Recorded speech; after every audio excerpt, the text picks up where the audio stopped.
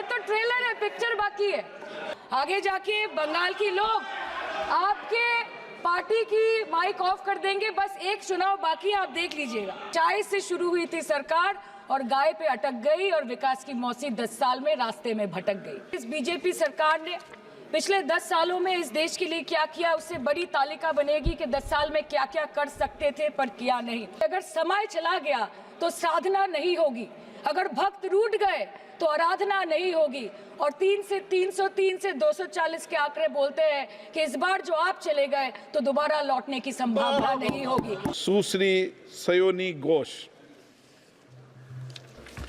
बोलो। ये पहली बार की माननीय सदस्य चुनाव जी हाँ, बहुत अच्छी है सर, सुनिए इनका आप बीच में मत टोकना उनको और सलाह मत देना, आप पीछे सीट पे चल जाओ। धन्यवाद अध्यक्ष महोदय, आपने मुझे बोलने का मौका दिया। मैं जादवपुर लोकसभा क्षेत्र से पहली बार चुनकर इस सदन में आई हूं और मैं धन्यवाद देना चाहती हूं मेरी लीडर ममता बनर्जी और अभिषेक बनर्जी का और जादवपुर लोकसभा क्षेत्र के सारे वोटरों का, जिन्होंने मुझे भारी बहुमत से जिताया और इस सदन में भेज के बीजेपी को एक पैगाम दिया कि पश्चिम बंगाल में माननीय सदन में इन नेताओं को धन्यवाद नहीं होता। आप और ये संदेश सर, ये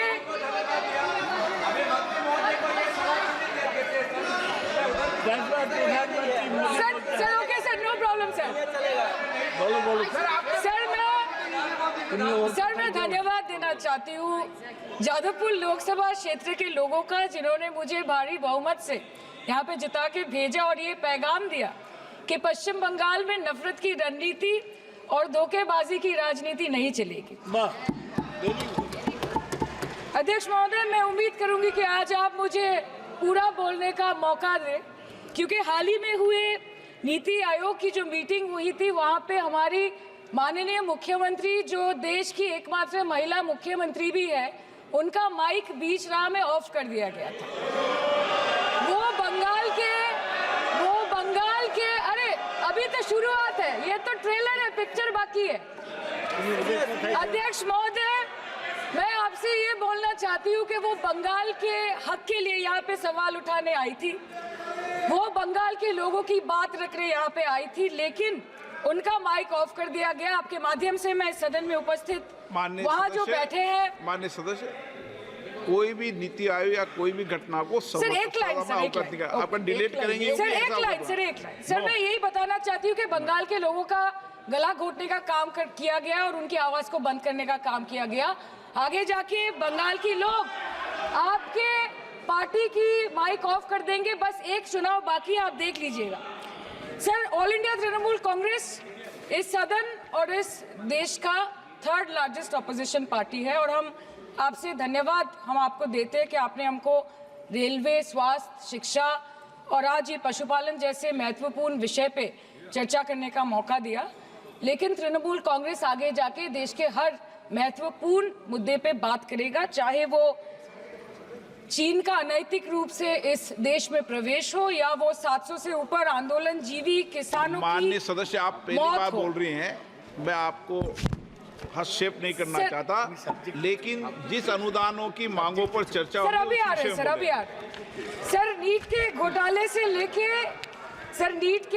से लेके जीएसटी के बोझ तक, एयरपोर्ट की छत टूट जाने से लेके रेल पटरी से छूट जाने तक, तृणमूल कांग्रेस के सदस्य, हर सांसद देश के हर गंभीर मुद्दे पर चर्चा करेंगे। बस यही आपको बोलना था। Respected sir, Mahamati Manush is the Magna Carta of the governance of West Bengal and our party, and I feel truly honored that today I've been given the opportunity to talk on a ministry which is intrinsic to the Mahamati Manush of the country. हमारे किसान अपनी मवेशी को, अपनी फसल को माँ की तरह पूछते हैं, जिस खेत में वो हल चलाते हैं उस जमीन को नमन करते हैं। But does this major sector get support from the government? Sir, Indian agriculture supplies around 58% of India's livelihood and is a principal source of income for half of the population, accounting for 17 to 18% of the country's GDP. 70% of India's rural poor depend on livestock and farm animals. But does this sector get what it deserves? इसका जवाब अगर आप देश के किसान से पूछेंगे तो वो आपको यही बात बोलेंगे कि चाय से शुरू हुई थी सरकार और गाय पे अटक गई और विकास की मौसी 10 साल में रास्ते में भटक गई। Sir, exorbitantly high cost of cattle and poultry feed under the mismanagement of this sector by the current government and wholesale fodder inflation hovering between 25% to 28.6% in the last 2 to 3 years, it is a 9-year high. Sir, किसान खुद क्या खाएंगे? अपने परिवार के लोगों का खिलाएंगे? अपनी गाय भैंस भेड़ बकरी को क्या खिलाएंगे? सर, ऐसे ही वारदात होते हैं जहां गरीबी से जूझता हुआ एक किसान उसको अपनी गाय भेड़ बकरी को बेचने में मजबूर करते हैं और अंत में जाके वो अपनी खुद की जान ले लेते हैं। सर, पिछले 10 सालों में 1,12,000 किसानों ने इस देश में आत्महत्या की। एनसीआरबी की एक रिपोर्ट के अनुसार 10 साल में हर दिन इस देश में एवरेज में 30 किसान हर दिन अपनी जान ले लेते हैं। सर, इस देश के लोगों का यही है किस्सा कि जिसको जिताया वो राजा की तरह जाएगा और जिन्होंने जिताया वो फकीर की तरह। सर, ये बहुत गौरक्षा की भी बातें करते हैं। देश के लोगों को ये पता होना चाहिए that there is a fodder crisis in India and the union minister has himself stated in a written reply in Rajya Sabha that yes, the country is deficit in fodder. So it means that cows are dying without food in government-owned goshalas, especially the BJP-ruled state. 74,000 cattle had died at Panjrapols in Sundarnagar and Banaskantha district of Gujarat in the last 3 years. 200 cows were found dead in Madhya Pradesh's Shivpuri district. 173 cows allegedly died in a week in Chhattisgarh. And 74,016 cows had died in Hingonia Gaushala in Jaipur during the previous BJP government in Rajasthan. तो sir, पहले खाना ही नहीं मिला, fodder crisis, फिर मिल भी जाए तो इतना महंगा कि किसान खरीद ही नहीं पा रहा है, फॉडर इन्फ्लेशन, और सर खाना मिल भी जाए तो पशुओं की बीमारी। उससे मुकाबला करने के लिए इस सरकार ने क्या किया? The Parliamentary Standing Committee on Agriculture, Animal Husbandry and Food Processing presented its report which stated that 32.7 lakh cattle were infected by the viral lumpy skin disease across several states and a whopping 2.4 lakh cattle died within months. ये बोलते हैं कि गाय हमारी माता है पर माँ की रक्षा करना इन्हें नहीं आता है।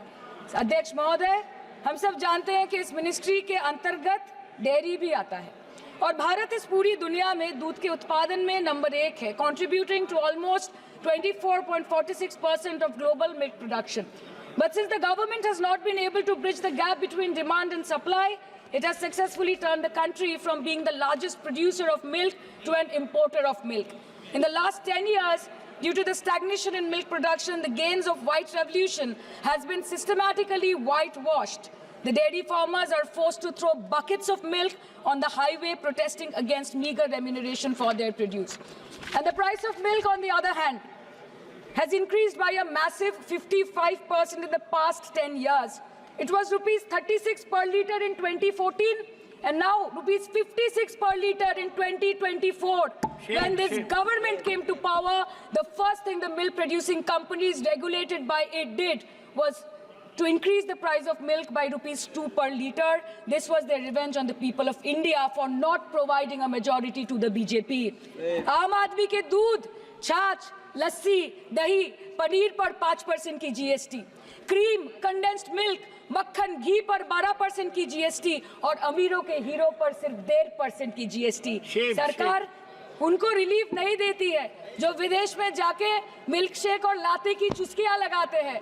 ये सरकार उनको रिलीफ नहीं देती जो आम आदमी 2 पैकेट दूध खरीदने से पहले 10 बार सोचता है।